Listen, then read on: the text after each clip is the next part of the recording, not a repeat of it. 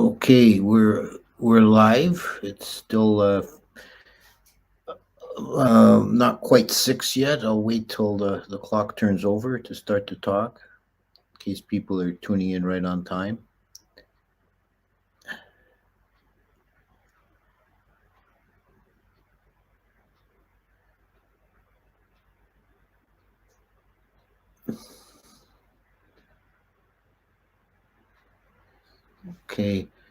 Okay, we'll start. Namo tassa bhagavato arahato sama sambuddhasa. Namo tassa bhagavato arahato sama sambuddhasa. Namo tassa bhagavato arahato sama sambuddhasa.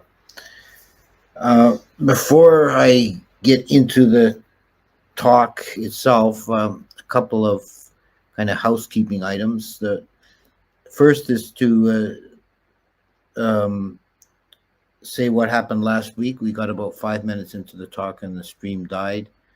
I think that it was had to be something on YouTube's end.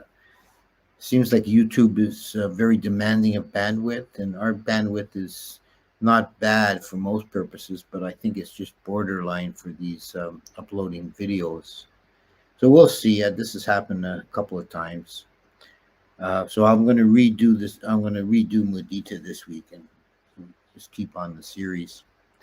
The other thing I want to say, just in general, which is probably affects the people who are listening later more than the people who are tuned in for the live stream. I've gotten a few complaints that ads are breaking up, advertisements are breaking up the videos. I want to assure you that's completely YouTube's business. We haven't asked for ads. We're not monetized. We don't get anything out of that. It's entirely YouTube, a YouTube thing. The only thing I could suggest for people who are finding that to be problematic is to use an ad blocker. I use Brave browser to watch videos on YouTube, and I never see an ad. It edits them out for me. So I would just say that's the only suggestion. I don't think there's any way we can turn it off from our end. Okay. So let's get into it. We're going to do Mudita this week, which is something I started last week and, of course, got cut off. Mudita is the third Brahma Vihara, and this will probably be a relatively short talk because most of the main points that concern it I've already covered in the first two, metta and karuna, and really what all that needs to be spoken of here is the difference with mudita as a meditation. I would say that this third Brahma Vihara tends to be neglected. You don't hear people talking about it very much. Mostly you hear about metta and to some degree karuna. But mudita is one of the four Brahma Viharas, and it is one that is especially uplifting to the mind. It makes you brightens the mind. It brings up joy. So it's a very good antidote to negative states of mind and feeling down or depressed. The aspiration associated with mudita is the complementary opposite of the one for karuna. With karuna, we wish may all beings be well and happy. With mudita, we wish may all beings continue to enjoy the happiness they have attained or the happiness they have found. For beings in the human realm, there is in every life some mixture of moments of pain and some moments of pleasure and many moments of neutral feeling. And we're with karuna, we wish may beings not suffer, which analyzed really means may they not experience dukkha vedana, unpleasant feeling. And this one, we're sympathetic joy or mudita, we're wishing may they continue to enjoy the happiness they have found.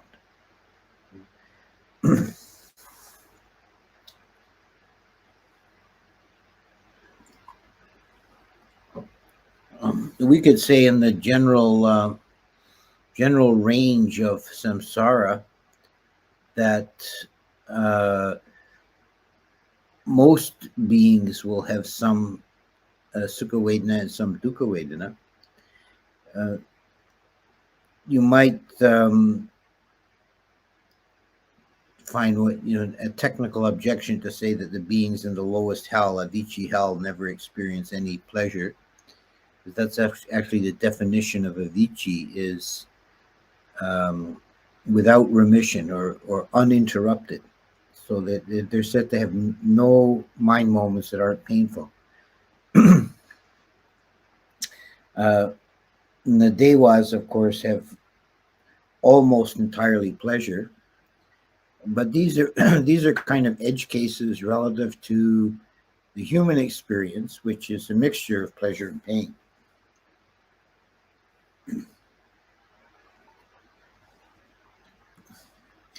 So,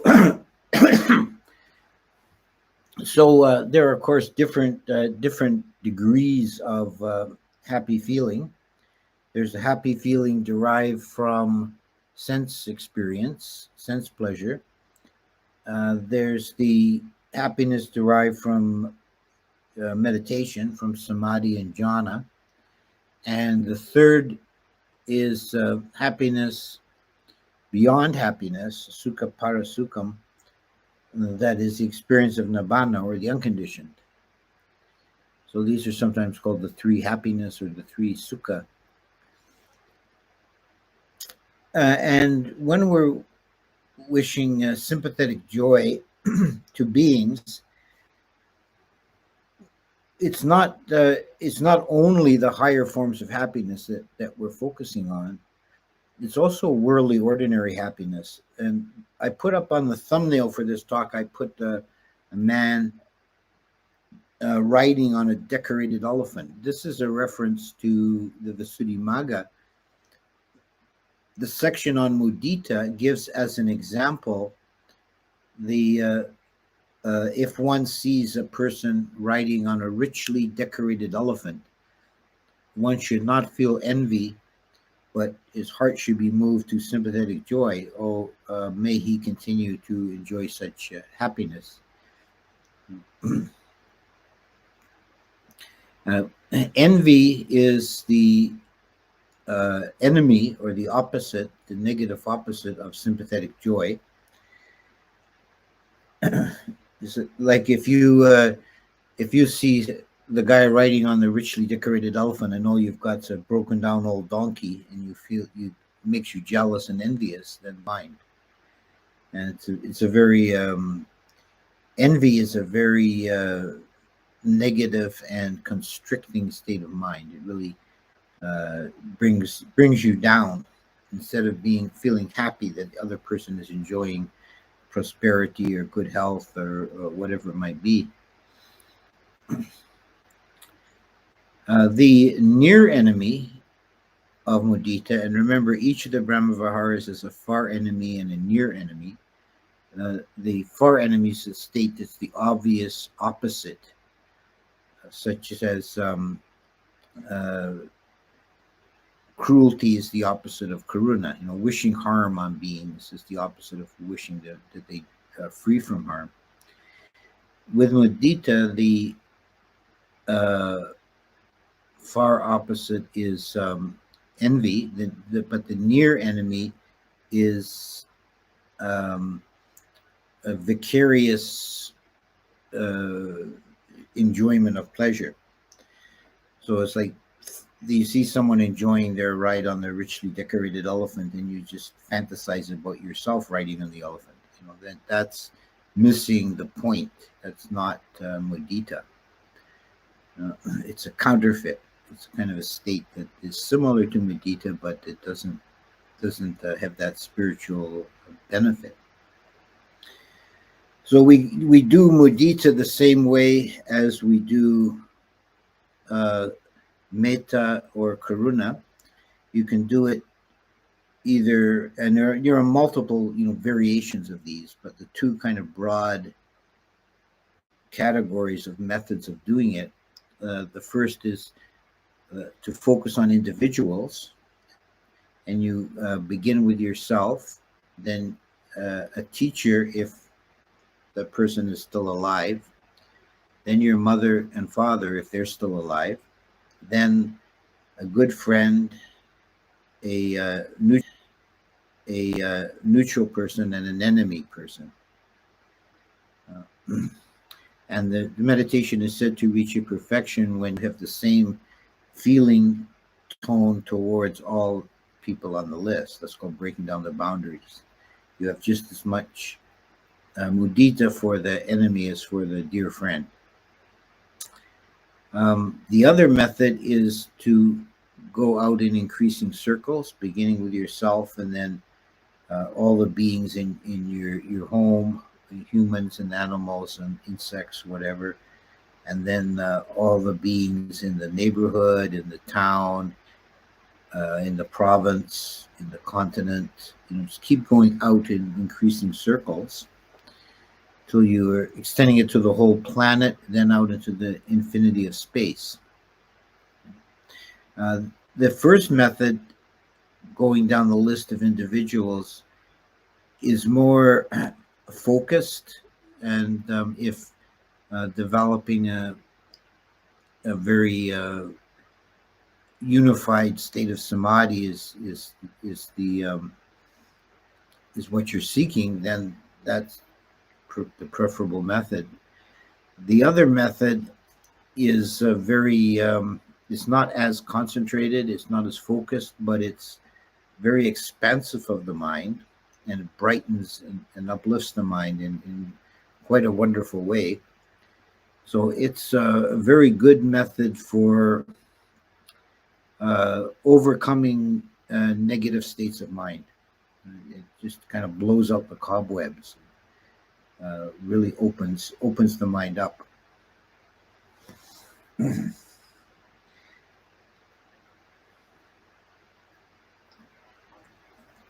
All of these meditations, these first three Brahma Viharas, have many benefits. Now, one of the benefits is said to be he sleeps easily, he wakes easily, he dreams no evil dreams. So this means it's a very good practice to do in the evening before bed. If you want advice on a meditation schedule, that's a kind of a good practice to do for even like 15 minutes or so before bed. Now, there's not much more to say, particularly about mudita. Next week, we're going to do upekkha, which is different than the other three. It's a category on its own. It's quite a different topic. The first three, metta, karuna, mudita, are variations on a theme in a way. They all have the same sort of method and the same feeling, or similar feeling. It's not exactly the same. There's subtle difference. And the last point I'd like to make is that for all of these meditations, the proper object, in my view, is the feeling tone. That you need to try and raise that feeling tone, and whichever method you use, whether it's visualization or repetition of a phrase,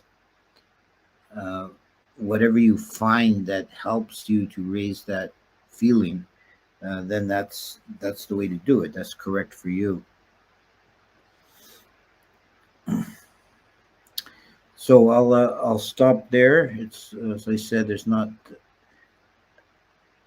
too much to say that I haven't covered in the previous two talks, but that leaves us lots of time for questions and answers. So if you have anything you'd like to ask, particularly related to these first three Brahma Viharas, then type them into the chat.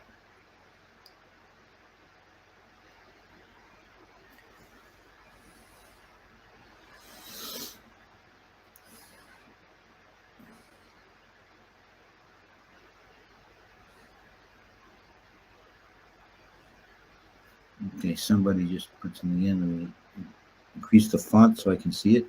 Okay. Off topic, but could you do a talk on the relationship between experiences generated during meditation and Abhidhamma?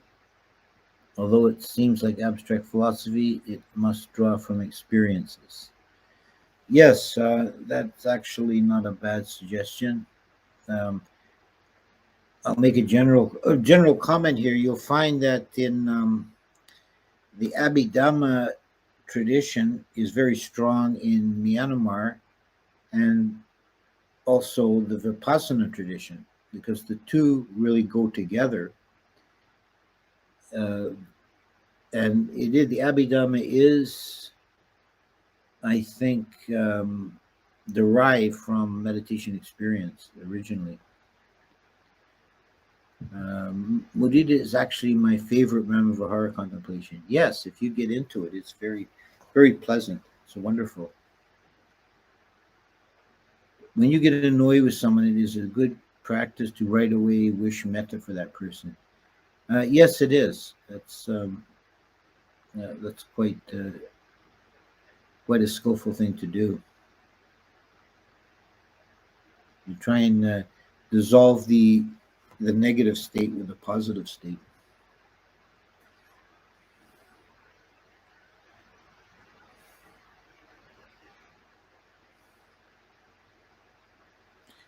When we have mudita towards those qualities we admire, does that make the conditions favorable for us to achieve them within ourselves?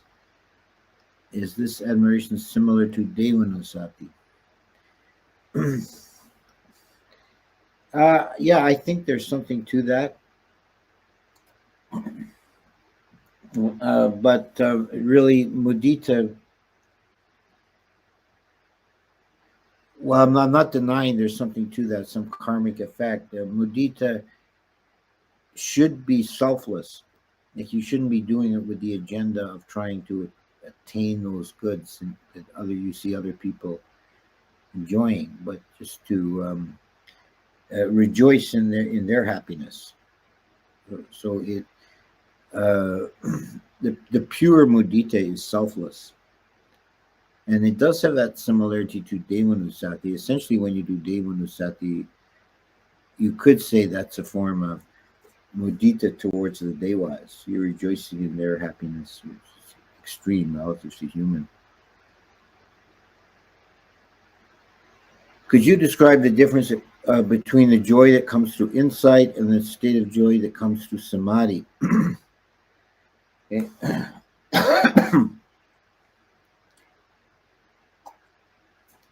Well, in samadhi practice, piti and sukha, which are forms of joy, they're jhana factors, and they're states of mind that are very healing and purifying.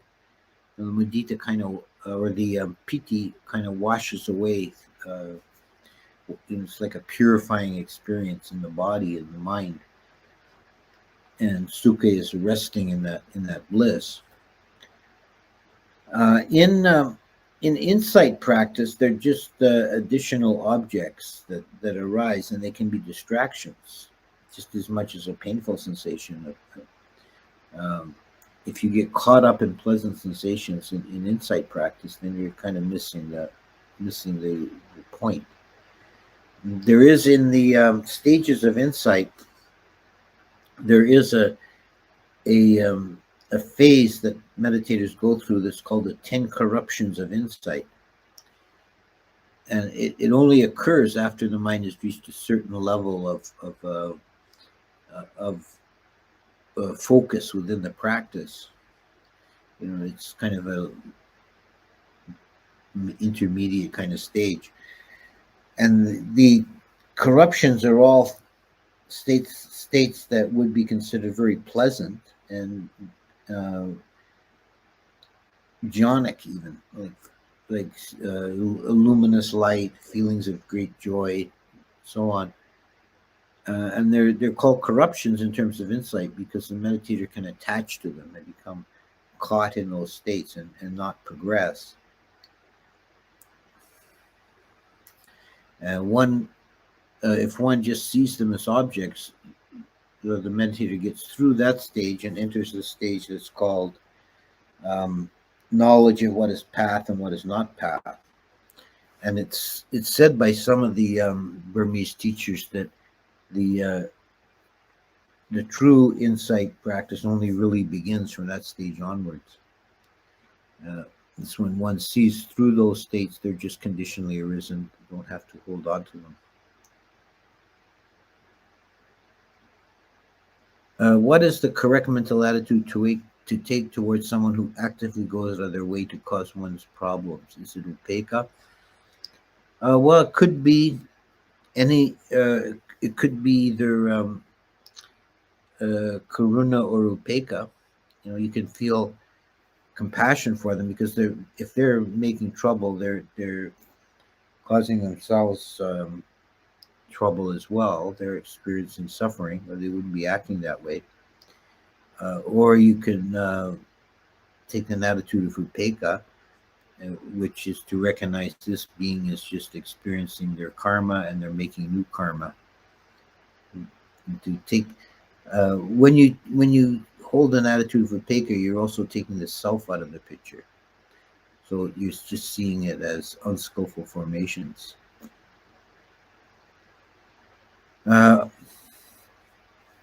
Off topic, but I'm curious about the practice of consecration of amulets and Buddha statues, thus containing the energy as practiced here in Thailand. Yeah, for those who are not familiar with the customs in Thailand, that there is a huge, almost an industry around these um, holy amulets that various uh, Ajahns will bless, and then they'll give them out, and people make a donation, and it's a big source of revenue for some monasteries. And in the Ajahn Chah never approved of this practice, and generally the forest tradition in general doesn't sees it as kind of corruption and rites and rituals. But Ajahn Chah did. I have heard the story that on occasion someone would bring him an amulet to bless, and he'd do it, but then he'd say to the person, "Okay, the blessing I gave you is only good as long as you keep the 5 precepts." So it turns around and makes something skillful out of it.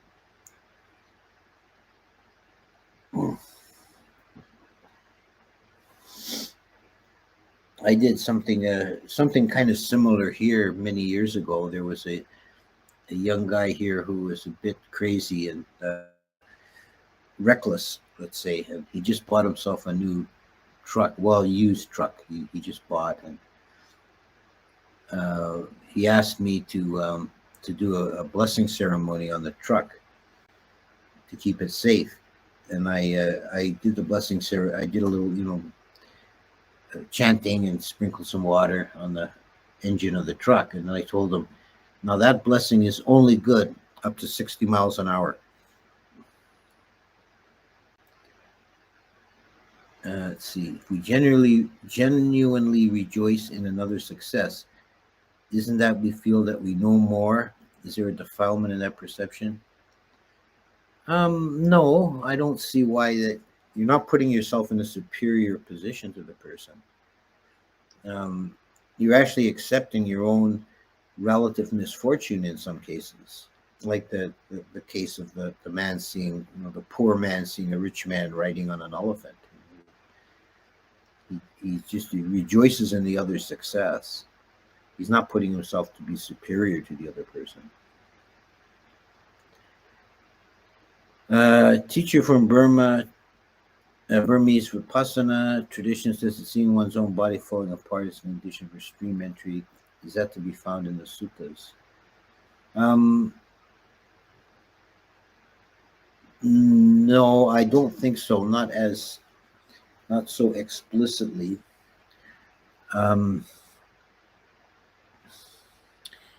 I think what this must be referring to is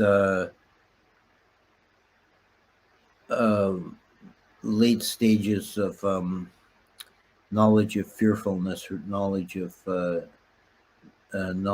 impermanence, and so on. That one sees the body as falling apart and breaking up. These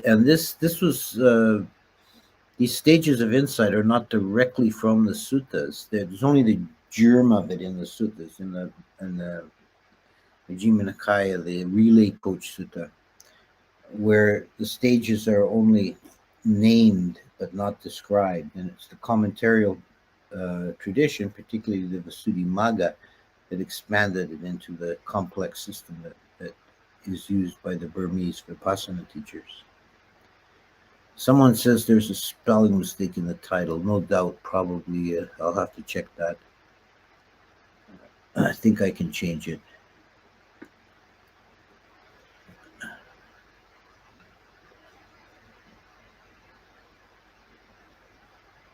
Okay. So the stream is held up this time. That's good. This is confused thinking that it's a resting abode of the Brahmas, but that's not a wholesome connection with the specific practice, and the Brahmas are superior.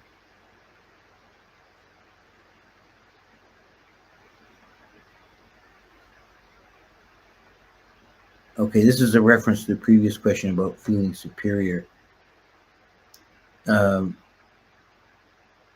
Okay, I kind of see where you're coming from now. You're not, although these states of mind are native to the Brahma realm, it's not that you're imagining yourself to be equal to a Brahma. You're just trying to have this selfless feeling of joy in other people's happiness. Would the Buddha teach the Dhamma to beings living in poverty or war-torn places where basic needs are not even met? It seems like the path can only be cultivated when there's some degree of stability. Well, there was poverty and war in India in the Buddhist time, but I think you are right in that most of the followers of the Buddha in the early period were not drawn from the lowest classes, but were merchants and Brahmins and so on. Although he did have some students that we know of who were even from the Chandalas, or the outcasts, the very lowest of the low in Indian society at the time. So the Dhamma is suitable and available for all beings, but if beings are in a gross state of suffering, it's very hard for them. If you're not meeting your basic bodily needs, you're not going to be really have the mental space or the leisure to pursue further development on a spiritual level. It's part of the nature of being in samsara, and even more unfortunate than unfortunate humans are beings in the lower realms. An animal or a ghost or so on, they cannot attain to jhana or stream entry.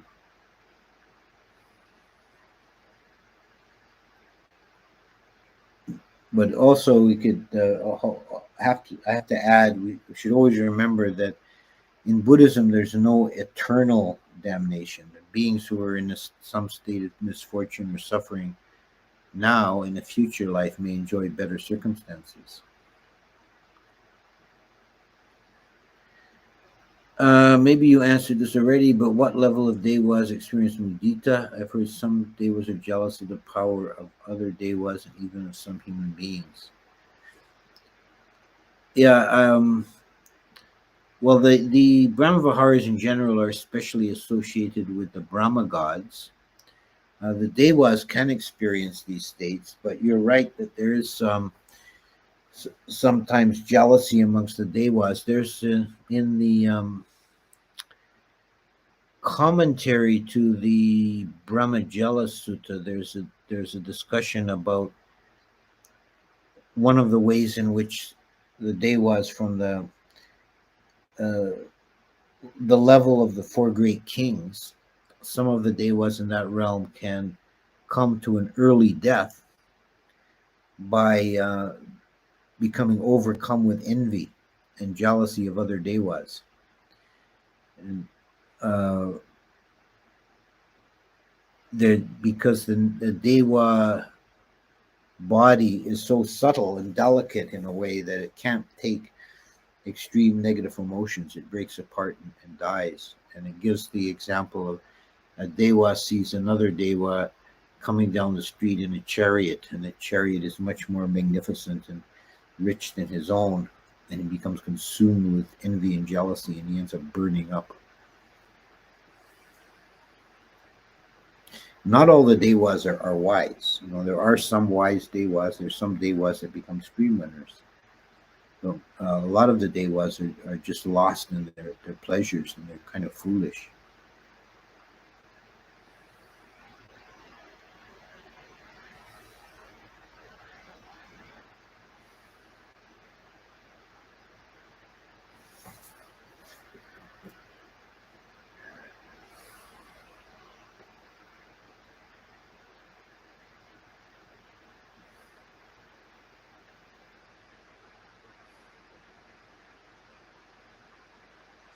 Okay, so I think I'll stop now. I do have a meeting I have to be at in a short while, and the chat seems to have quieted down. So we'll see you next week, and next week we're going to deal with the fourth Brahma Vihara, which is Upeka, and it's uh, on a different level. It's quite different than the first three.